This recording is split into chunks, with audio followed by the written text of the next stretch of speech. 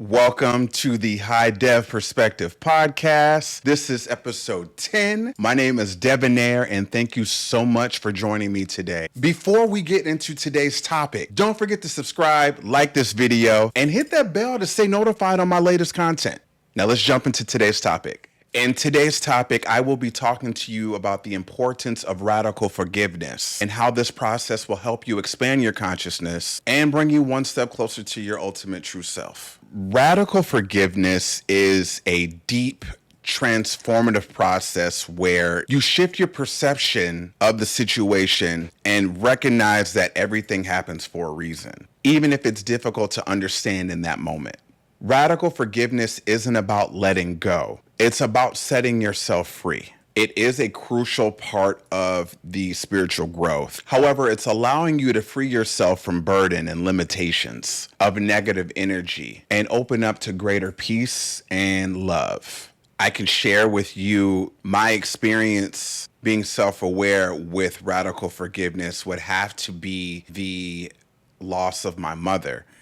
2021, I lost my mother unexpectedly. It was a really difficult thing for me to process while in the midst of getting all the preparations set up and ready, and even after everything was all done and I had came back to Los Angeles and I had to go continue with my life. It was an instant shock and I became numb. I became numb to the entire experience. I was numb from the moment that I had got the news that my mother had just passed away, leading all the way up until the time that I came back home, which was months later, to continue life again. Because I didn't have a hard time accepting it, the numbness was me still processing the fact that I had just lost my mom. I felt comfortable in the numbness. I felt comfortable in this experience of still trying to gather how, why. It was a lot easier for me to stay in the numbness than to do anything else. I wasn't thinking at the time of acceptance. I had just recently lost my mom. This is fresh. But when I came back to Los Angeles and I had to pick up the pieces and continue my life, that was a difficult thing for me to process.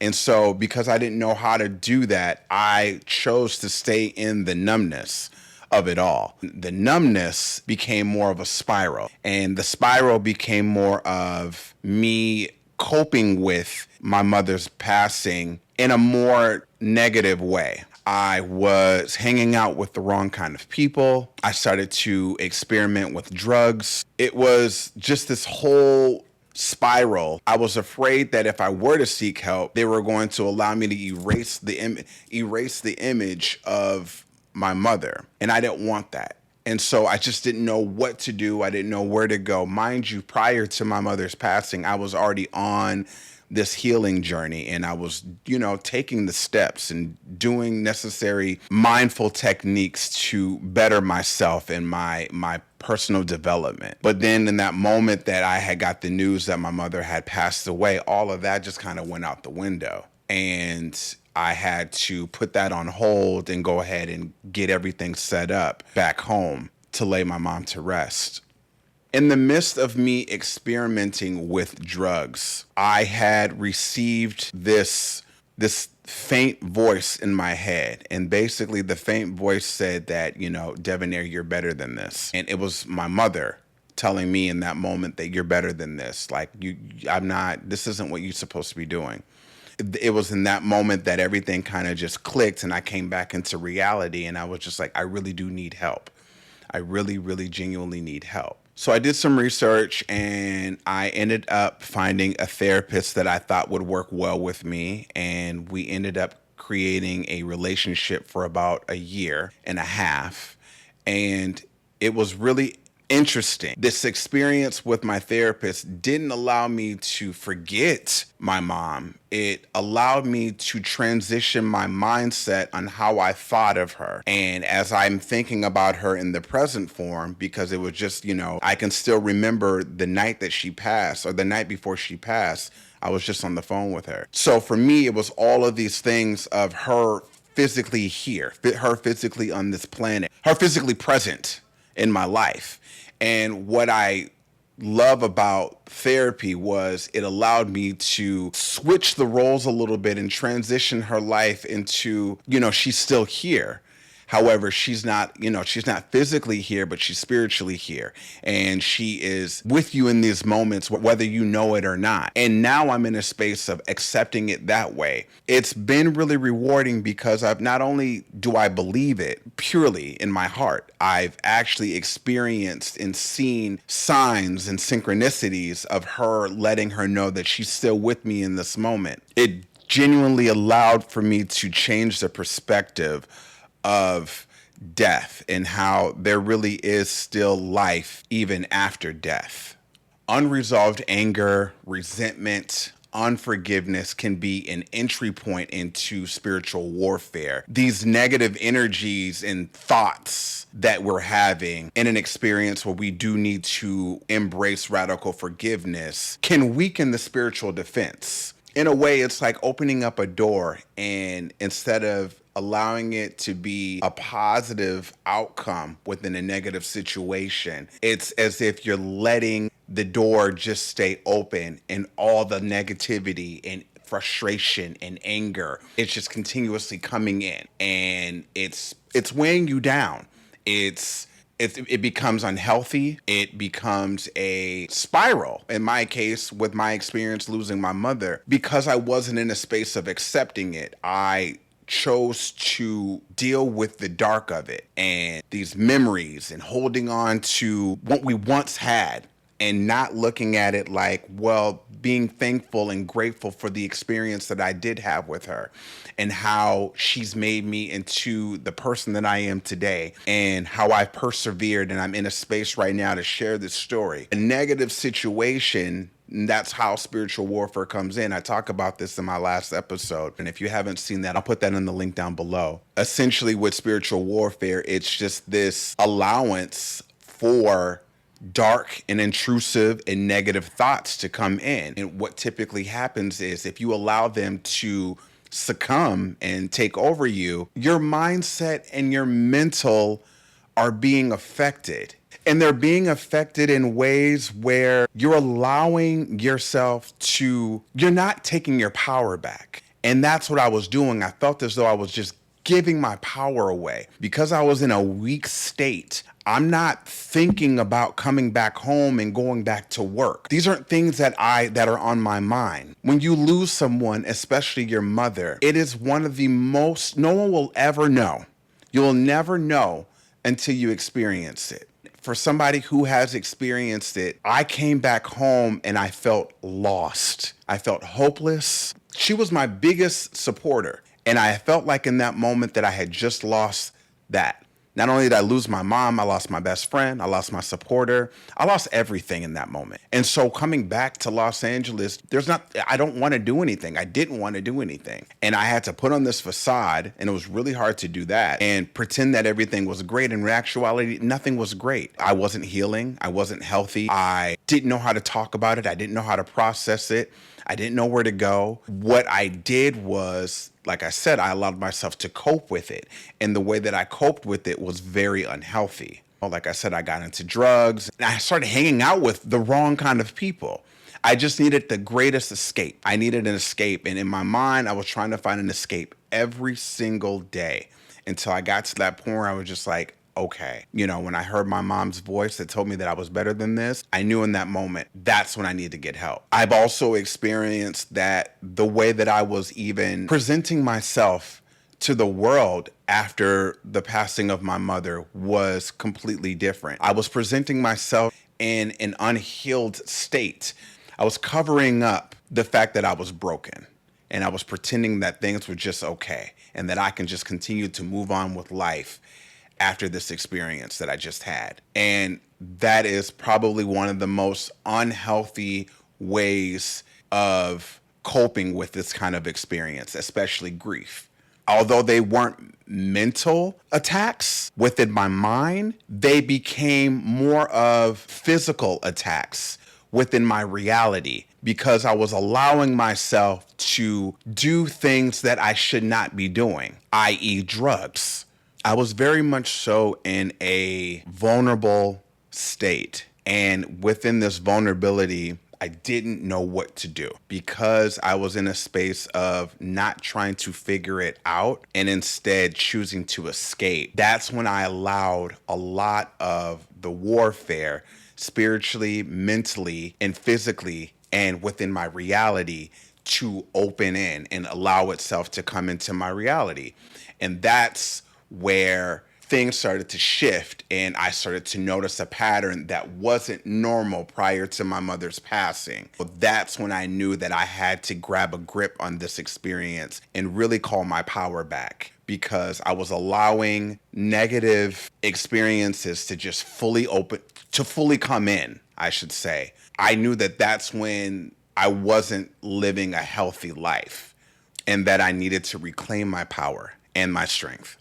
In order to practice radical forgiveness, there needs to be a healthy mindset of acceptance. Acceptance of the turmoil, acceptance of the trauma, acceptance of the grief. Acknowledging the pain, shifting your perspective, and embracing compassion for yourself and others. Which brings me to today's sponsor. With the Aura.io app, you can explore a portal filled with mindfulness and wellness techniques tailored to anything that you feel stuck around. I would say my personal favorite thus far using the Aura.io app is that they connect you with hundreds of renowned professionals who share their insight and knowledge, and those who've also experienced traumatic experiences such as grief, like myself. These professionals share their insight and knowledge and give you that experience as though you're working with them one-on-one.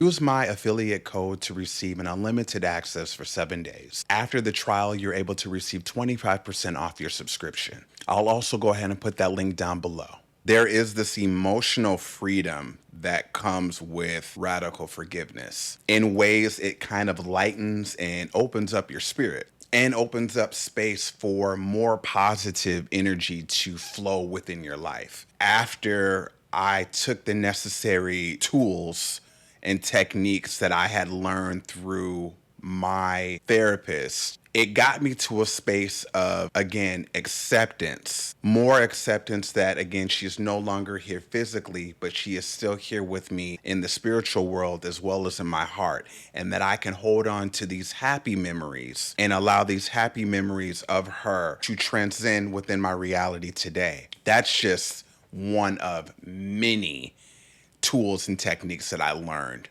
within my experience with therapy. There's also this greater knowing too. One, I'm no longer doing any of those things that I used to, as far as allowing that dark negative energy within the spiritual warfare to allow itself into my reality. I'm now in a space on the other side and sharing my story and sharing my testimony in ways that I can also help uplift others who have also experienced what I've experienced. If you think about it in that perspective, there's a light that's coming in from the life of death. That is what I had to process and wrap my mind around and have a full, clear understanding that my life can still go on and how it can go on, knowing that I no longer physically have her here in my presence, but I energetically have her with me at all times. It's not a process that happens overnight. There's so many stories that I'm now in a space to share, and these stories that I hold on to, obviously they're positive, but these are the stories that continue to fill me up and fuel me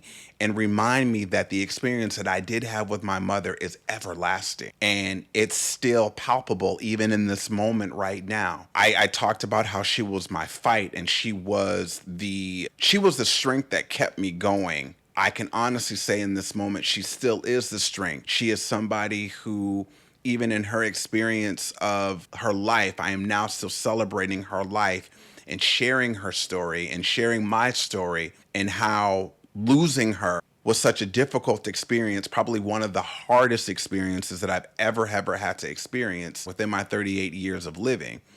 I know that she would be proud that I'm presenting my experience in a more positive manner than succumbing to letting myself go and escaping from reality. I'm now in a space where I have accepted my mother's transition. I've allowed for the peace to occur within my reality, and it's also given me a lot of clarity on the experience. I am a huge advocate when it comes to self love and healing. When I allowed myself to get back into my healing journey, I had to do it in a different way because before I was just working on trauma and ways that I was brought up learning a certain situation or a certain topic. After my mother's passing, that was a transformative experience within itself that